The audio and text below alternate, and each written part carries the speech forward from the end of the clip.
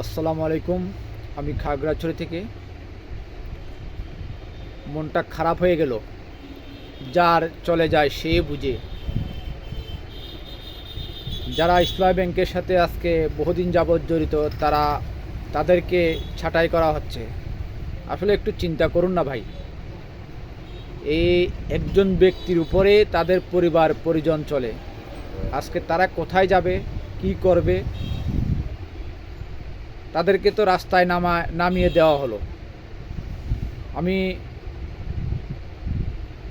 এই ইসলামী ব্যাংকের সাথে যারা উপরস্থ কর্মকর্তা রয়েছেন, তাদের প্রতি দৃষ্টি আকর্ষণ করব, একটু দয়া করুন তাদের প্রতি। অন্যায়ভাবে কারো প্রতি জুলুম করবেন না, কারণ অন্যায় আল্লাহ সহ্য করবেন না।